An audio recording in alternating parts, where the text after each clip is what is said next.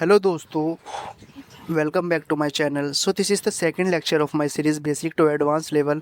और इस वीडियो को देखने से पहले I would suggest you to watch the first lecture as well, because this is really something important. और फर्स्ट वीडियो के लिए ऊपर दिए गए आई बटन पर क्लिक करके यू कैन वॉच वीडियो। तो चलिए अब अपनी वीडियो को स्टार्ट करते हैं। सो व्हाट इज़ मार्केट, ये हम अपने प्रीवियस लेक्चर में कवर कर चुके हैं। So move to the next part. So as you can see on the screen, SEBI. सबसे पहले हम बात करते हैं सेबी। सेबी क्या है? हमारी मार्केट के लिए जो भी रूल्स रेगुलेशंस एंड लॉज बनाता है वो सेबी के थ्रू बनाया जाता है। एंड मार्केट को सेबी रेगुलेट करता है। सेबी की फुल फॉर्म होती है security exchange board of India. हमारी मार्केट में लाइक कोई स्कैम तो नहीं कर रहा, या जो भी ब्रोकर्स है वो रूल के अगेंस्ट जाके कोई काम तो नहीं कर रहे, ये सब काम करता है सेबी। तो सेबी एक मार्केट का हेड होता है जिसके थ्रू मार्केट को चलाया जाता है। सो बेसिकली हमारी मार्केट के अंदर तीन चीज़ों के अंदर ट्रेडिंग की जाती है। First one is stock, and second one is derivatives, and third one is and last one is commodities. सबसे पहले हम बात करते हैं स्टॉक्स। स्टॉक्स क्या होते हैं? सो दोस्तों, stocks is the general term used for ownership in one और मोर कंपनीज। इसको अगर मैं आसान भाषा में बताऊं तो किसी कंपनी की ओनरशिप का एक टुकड़ा होना स्टॉक्स होता है। Suppose that company has 10 lakh shares and you buy 100 shares, that means you own a small part of that company. अगर कंपनी ग्रो करती है एंड इट्स वैल्यू इंक्रीज, तो आपके शेयर की वैल्यू भी राइज होगी। और आपको आपका प्रॉफिट बुक करने के लिए जो शेयर आपने बाय करे थे उनको सेल करना होगा, तभी आप अपना प्रॉफिट बुक कर सकते हैं। So move to the next part, and next point is derivatives.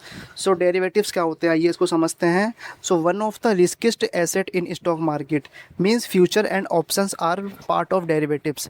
आप जो लोग शायद ट्रेडिंग के बारे में जानते हैं या पहले उन्होंने कभी सुना होगा, ट्रेडिंग में एक एफ होता है, तो वो डेरिवेटिव्स का पार्ट ही होता है।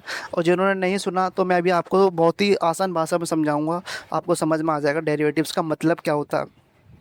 सो अगर डेरिवेटिव्स वर्ड को ब्रेक करें तो इसका मतलब निकल कर आएगा कोई ऐसी चीज़ जो अपनी वैल्यू कहीं और से निकालती है।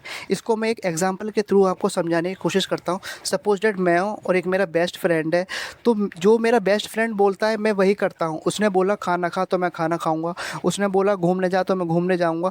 I don't make any decision by my self. So what is happening here, जो भी कर रहा हूँ it is based on the instruction given by my best friend. मेरी खुद की कोई अंडरस्टैंडिंग ही नहीं है, मेरी खुद की कोई वैल्यू ही नहीं है। Same thing happens in derivatives, जो पूरा का पूरा डिपेंड होता है किसी और चीज़ पे। और किसी चीज़ का यहाँ मतलब होता है stocks, currencies and indexes. Suppose date Adani का एक डेरिवेटिव है। डेरिवेटिव का मतलब आप सिंपली फ्यूचर एंड ऑप्शन समझ सकते हो। मीन्स अगर अडानी के फ्यूचर एंड ऑप्शंस की बात करेंगे तो जैसे जैसे अडानी के स्टॉक्स मूव करेंगे उसके बेसिस पर उसके डेरिवेटिव्स मूव करेंगे, बिकॉज वो खुद से मूव नहीं कर सकते। So it does not do anything by itself. तो मैं आपको बस यही बोलूँगा कि best definition of any derivatives is that is drives it value from something else. So अब बात करते हैं कमोडिटीज़ की। कमोडिटीज़ क्या होता है? एनी यूज़फुल और valuable things like gold, silver, aluminium, platinum, oil, cotton etcetera, इनको मार्केट में डिजिटलाइज्ड फॉर्म में ट्रेड किया जाता है। तो बस कमोडिटीज़ का मतलब यही था कि जितनी भी हमारी वैल्यूएबल थिंग्स होती हैं लाइक गोल्ड, सिल्वर, एल्यूमिनियम, ये सब एक डिजिटलाइज्ड फॉर्म के अंदर ट्रेडिंग की जाती है इसको लेके। So move to the next term, exchanges. आपको यहाँ पे रेड पार्ट में दिख रहा होगा एक्सचेंजेस। तो व्हाट इज़ एक्सचेंजेस? तो हमने मार्केट क्या होता है हमने मार्केट समझ लिया, स्टॉक्स क्या होता है हमने स्टॉक समझ लिया ना। वो बात आती है कि ये जो स्टॉक्स वगैरह है इन्हें हम बाय सेल करते हैं, बट कहाँ? जहाँ इन्हें बाय सेल किया जाता है उसे बोलते हैं एक्सचेंजेस। सो आइए इसको एक एग्जांपल के थ्रू समझाने की कोशिश करता हूँ एंड ईजी बनाने की कोशिश करता हूँ। सपोज डैट मेरे को एक फ़ोन बाय करना है, तो मुझे एक ऐसी जगह पर जाना होगा जहाँ एक बंदा उसे बेच रहा हो। तो मैं एक मार्केट में जाऊँगा, वहाँ मल्टीपल शॉप्स होंगी, मैं किसी और एक शॉप्स में जाकर फ़ोन को बाय कर सकता हूँ। तो मैं एक्सचेंजेस को मार्केट वाले एग्जांपल में पुट करके बताने की कोशिश करता हूँ। तो यहाँ मार्केट को हम अपने स्टॉक मार्केट समझते हैं एंड मल्टीपल शॉप्स को एक्सचेंजेस समझते हैं। सो उसी तरह से एक्सचेंजेस होते हैं जहाँ पे हम अपने स्टॉक्स को बाय एंड सेल करते हैं। तो जैसे कि आपको यहाँ दिख रहा होगा NSC and second one is BSc and commodities के अंदर एमसीएक्स। तो स्टॉक्स एंड डेरिवेटिव्स के जो एक्सचेंजेस होते हैं उन्हें हम एनएससी एंड बीएससी के अंदर ट्रेड करते हैं। एंड कमोडिटीज़ जो होती है उसको हम एमसीएक्स के एक्सचेंज में ट्रेड करते हैं। सो नेशनल लेवल पे सिर्फ दो ही एक्सचेंजेस हैं, एक हो गया आपका NSC and second one is BSc. NSC national stock exchange and BSc Bombay stock exchange. Majority of people यहीं पे ट्रेड करते हैं। सो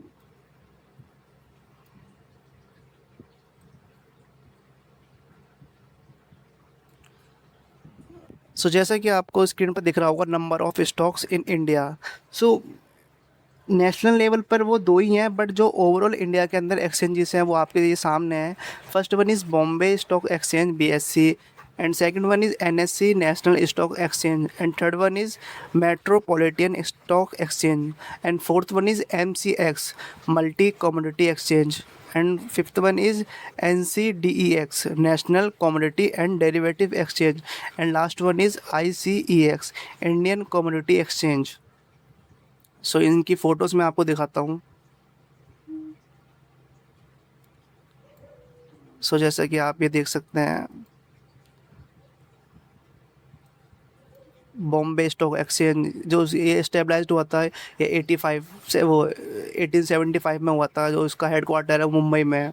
एंड एनएससी 1992 में हुआ था, इसका भी हेड क्वार्टर मुंबई में। एंड एमएससी ये 2008 में हुआ था, इसका भी हेड क्वार्टर मुंबई के अंदर है। एंड एमएसएक्स ये 2003 में हुआ था, इसका भी हेड क्वार्टर मुंबई के अंदर है। एनसीडीईएक्स इसका भी हेड क्वार्टर मुंबई के अंदर है, 2003 में स्टेबलाइज्ड हुआ था। एंड लास्ट वन इज़ आईसीईएक्स, इसका हेड क्वार्टर नवी मुंबई के अंदर है। सो वन मोर थिंग, हो सकता है आप लोगों को ये चीज़ थोड़ी बोर कर रही हो, बट जो लोग कॉमर्स बैकग्राउंड से नहीं आते या ट्रेडिंग के बैकग्राउंड से नहीं आते बट वो भी ट्रेडिंग करना चाहते हैं, उन्हें ये टर्म सब जो भी यूज़ करने की होती है ट्रेडिंग में, उन्हें सब समझ नहीं आती। सो इसीलिए मैंने ये बेसिक से बनाया है आप लोगों के लिए, नहीं तो मैं डायरेक्ट चार्ट से भी स्टार्ट कर सकता था। So move to the next part.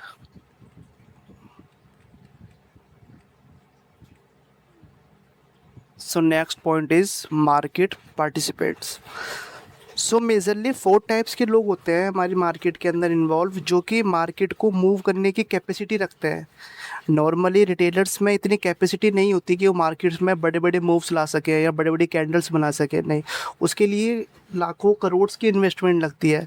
तो मेजरली 4 टाइप्स के लोग होते हैं जो हमारे मार्केट के अंदर इन्वॉल्व होते हैं, जिसमें अगर हम कैटेगराइज करें सबको तो लो, मीडियम और हाई। तो जो लो लेवल पे आते हैं वो रिटेलर्स होते हैं, जैसे कि हम और आप लोग, जिनकी जो इन्वेस्टमेंट होती है वो बिलो करोड्स होती है। 10 लाख, 20 लाख, 50 लाख, 80 लाख, इनफैक्ट 90 लाख जिसकी इन्वेस्टमेंट है ना, वो भी एक रिटेल ट्रेडर ही माना जाता है। And second one is medium category के जो होते हैं वो एचएनआई होते हैं, हाई नेट इंडिविजुअल। इनकी जो इन्वेस्टमेंट होती है वो करोड्स में होती है, 10 करोड़, 20 करोड़, 30 करोड़, 35 करोड़, 40, 50 इनकी वो होती है। एंड जो सबसे हाई कैटेगरी के लोग होते हैं वो होते हैं एफआईआईज एंड डीआईआईज, जिन FIIs foreign institutional investors and DIIs domestic institutional investors. जैसा कि आपको इनके नाम में दिख रहा होगा इंस्टीट्यूशनल, तो ये कोई एक सिंगल बंदा नहीं होता, ये पूरी की पूरी एक कंपनी हो सकती है, या बैंक्स हो सकते हैं, या एनजीओस हो सकते हैं, या इनफैक्ट गवर्नमेंट भी हो सकती है, जिनकी investments in single day thousands of crores की होती है, जिनकी वजह से ही मार्केट के अंदर बड़े बड़े मूव्स आते हैं। तो अगर आपको लाइक एफआईआई एंड डीआईआई इसका डाटास देखना है तो सिंपली आप गूगल्स पे जाकर सर्च कर सकते हैं NSC DII data, then you will get data of DII and FII. इसको और ज़्यादा डिटेल में समझने के लिए चैनल को सब्सक्राइब कर दो एंड बेल आइकन को प्रेस कर दो। इसकी पूरी फंडामेंटल की सीरीज़ अलग से जल्दी ही मैं अपने चैनल पर लाने वाला हूँ। सो आइए अब आगे बढ़ते हैं, अपनी वीडियो को आगे लेके चलते हैं।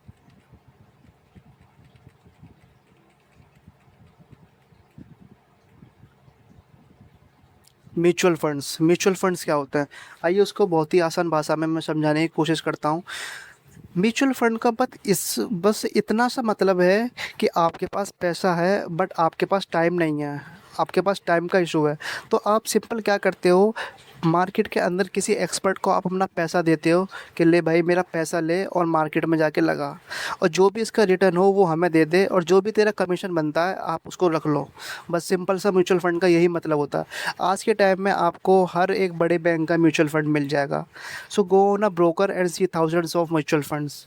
सो बस म्यूचुअल फंड्स का इतना सा ही मतलब होता है कि आपके पास पैसा है बट आपके पास टाइम नहीं है, तो आप अपना पैसा एक्सपर्ट्स को देते हो और वो फिर आपके पैसे को मार्केट में लगाते हैं। सो बात आती है कि फिर कौन से म्यूचुअल फंड्स के अंदर इन्वेस्टमेंट करनी चाहिए। So good approach to invest in mutual funds just requires 3 steps. So first one is credibility of the institutes that issuing the mutual fund. So अगर मैं आज इन्वेस्ट कर रहा हूँ suppose that in ICICI bank के mutual fund में, तो मैं ज़रूर उनकी हिस्ट्री चेक करूँगा कि ये कब से म्यूचुअल फंड को इशू कर रहे हैं एंड इनकी पास्ट परफॉर्मेंस ये क्या दिखा रहे हैं। एंड सेकंड वन इज़ कि percentage return over a period of time, मतलब पास्ट परफॉर्मेंस। मैं पर्सनली किसी भी न्यू म्यूचुअल फंड में मैं इन्वेस्टमेंट करना बिल्कुल भी रिकमेंड नहीं करूँगा, क्योंकि I recommend to you 20 to 30 years पुराना mutual fund, because I know कि इन्होंने लास्ट 20-30 ईयर्स में क्या एवरेज रिटर्न निकाल कर दिया है। सो ये सब चीज़ें देखकर आप किसी भी म्यूचुअल फंड में इन्वेस्टमेंट कर सकते हैं। And third point is personal preference. अगर आपको लगता है कि डिफेंस के स्टॉक्स बढ़ेंगे तो आप डिफेंस के म्यूचुअल फंड्स में पैसा लगा सकते हो। अगर आपको लगता है कि फार्मेसी के स्टॉक्स बढ़ेंगे तो आप फार्मेसी के म्यूचुअल फंड में पैसा लगा सकते हो। अगर आपको आपका रिस्क कम रखना है तो आप लार्ज कैप में पैसा लगा सकते हो। अब आप कंफ्यूज हो गए कि लार्ज कैप क्या है, तो जैसे कि मैंने अभी पीछे बोला था कि जल्दी मैं अपने चैनल पे एक फंडामेंटल की सीरीज़ लाने वाला हूँ जिसमें लार्ज कैप मिड कैप सब चीज़ें बेसिक से कवर करूँगा, तो उसकी बिल्कुल भी टेंशन मत लो आप। तो आइए हमारी वीडियो के नेक्स्ट टॉपिक पे चलते हैं। तो नेक्स्ट टॉपिक है हमारा इंडेक्स एंड इंडाइसेस क्या होता है।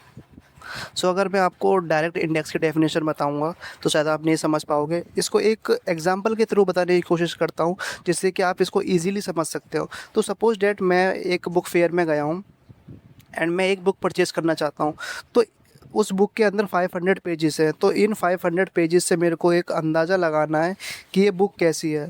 तो मैं वो पेज देखूंगा जिसमें कंसंट्रेशन ऑफ डाटा है, मीनिंग इन 500 पेजेस का जो भी इंपॉर्टेंट टॉपिक्स है, जो भी इंपॉर्टेंट चैप्टर्स हैं, वो हमेशा उस बुक के फर्स्ट पेज पे होता है, जिसे हम इंडेक्स बोलते हैं। Similarly things happens in market. मान लो आज मुझे मार्केट का मूव जानना है, मार्केट अप साइड है डाउन साइड है, तो मार्केट के अंदर 4200 प्लस कंपनीज होती हैं। हम 4200 प्लस कंपनीज़ का डाटा उठा के नहीं दे सकते, इसके लिए हम क्या करते हैं, उन 4200 कंपनीज़ में से कुछ टॉप कंपनीज़ का डाटा यूज़ करते हैं मार्केट के मूव्स को जानने के लिए। तो इसी में क्या करते हैं, NSE वालों ने बोला कि हम अपना एक अलग इंडेक्स बनाएंगे जिसे उन्होंने नाम दिया निफ्टी 50, एंड BSE वालों ने बोला कि हम अपना एक अलग इंडेक्स बनाएंगे जिसे उन्होंने नाम दिया सेंसेक्स 30। तो निफ्टी 50 के अंदर टॉप 50 कंपनीज आती हैं एंड सेंसेक्स के अंदर टॉप 30 कंपनी आती हैं। उन कंपनीज के डाटा का वेटेड एवरेज लेके देन वो अपने इंडेक्स पर रिप्रेजेंट करते हैं। सो दोस्तों हमारी वीडियो का नेक्स्ट टॉपिक है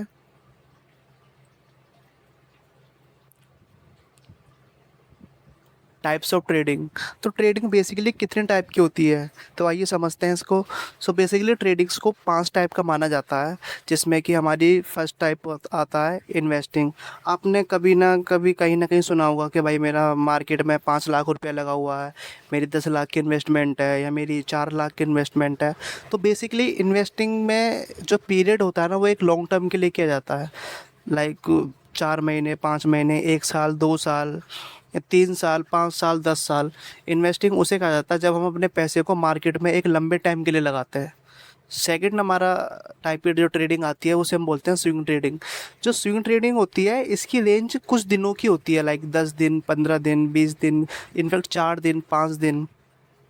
हम अपने पैसे को मार्केट में 4-5 दिन या 15-20 दिन को रोक के रखते हैं, उसे ही हम बोलते हैं swing trading. And third one is intraday trading. Intraday trading में सेम डे बाय करके सेम डे सेल करना होता है, या फिर आप समझ सकते हो जो इसकी रेंज होती है वो कुछ आवर्स की होती है। सपोज डेट इंडियन मार्केट 9:15 पे ओपन होता है एंड 3:30 पे क्लोज होता है, तो हमें इस टाइम के बीच में ही अपने ऑर्डर्स को बाय करके सेल करना पड़ेगा, उसे हम इंट्राडे ट्रेडिंग बोलते हैं। मतलब सिंपल समझ सकते हो, सेम डे बाय करके सेम डे सेल करना या सेम डे सेल करके सेम डे बाय करना। And fourth one is scalping. Scalping भी हमारी सेम डे ही बाय करके सेम डे सेल करना होता है, बट इसकी रेंज जो होती है ना वो मिनट्स की होती है या इनफैक्ट सेकंड्स में होती है स्कैल्पिंग में। लाइक 3 मिनट का ट्रेड ले लिया आपने, 5 मिनट का ले लिया, इनफैक्ट 15 सेकेंड या 20 सेकेंड्स का ट्रेड भी जो होता है ना उसे स्कैल्पिंग में काउंट किया जाता है। एंड लास्ट वन आता है हमारा एल्गो ट्रेडिंग। एल्गो ट्रेडिंग जो होती है वो पूरी एक फ्यूचरिस्टिक ट्रेडिंग होती है। सिंपली इसको आप समझ सकते हो एआई ट्रेडिंग। इसको मैनुअली नहीं किया जाता, इसको लाइक एआई के थ्रू चार्ट्स रीड किए जाते हैं एंड उसी के द्वारा कमांड दी जाती है कि आपको बाई तरफ एंट्री बनानी है, सेल तरफ। तो ये हमारे कुछ ट्रेडिंग के टाइप्स थे।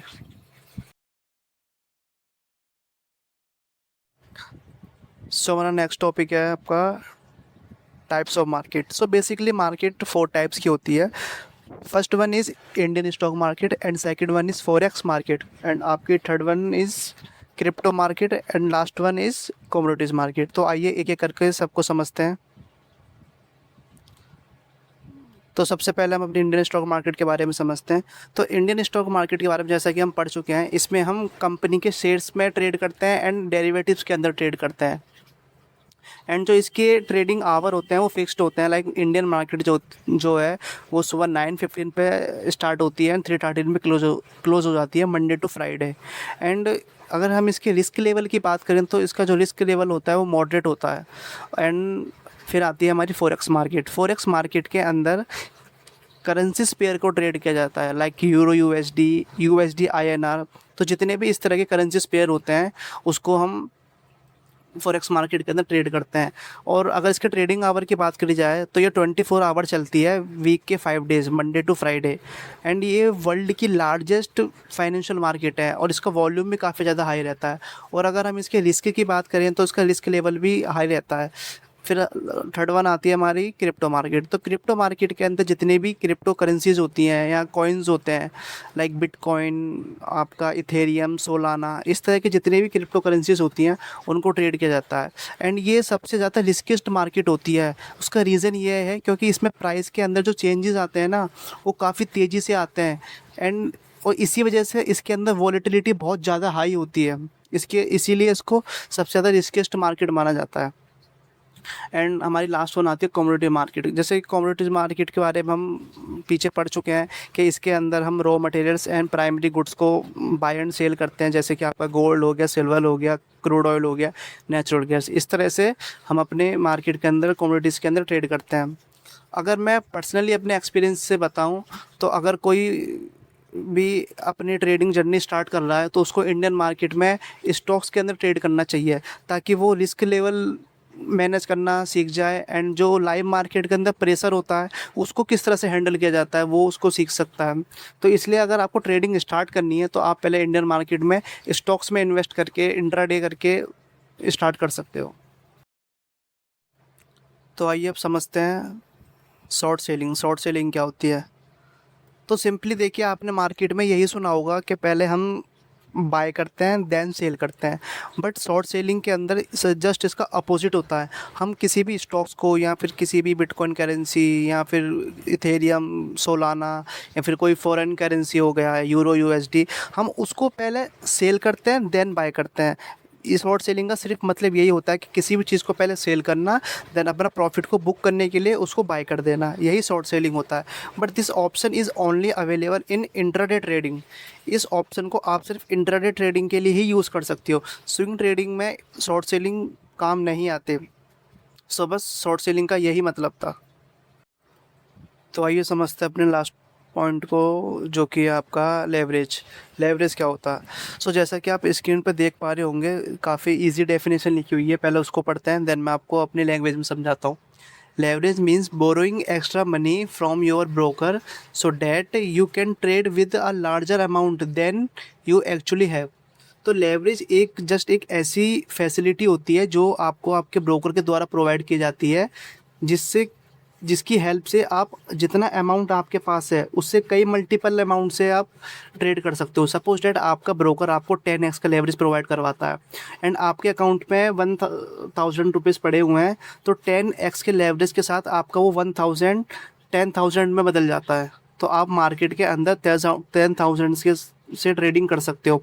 अगर मैं इसको दूसरे एग्जांपल से समझाने की कोशिश करूँ, सपोज डैट आपके पास 1000 रुपीज़ है, आपके ब्रोकर के अंदर 1000 है एंड किसी कंपनी के एक शेयर का प्राइस 1000 है उसका भी, तो वो और आपको 10x का लेवरेज मिला हुआ है, तो आप सिंपली अपने अमाउंट को 10 से डिवाइड करके अमाउंट आता है 100, तो आपको वो एक शेयर 100 का पड़ेगा।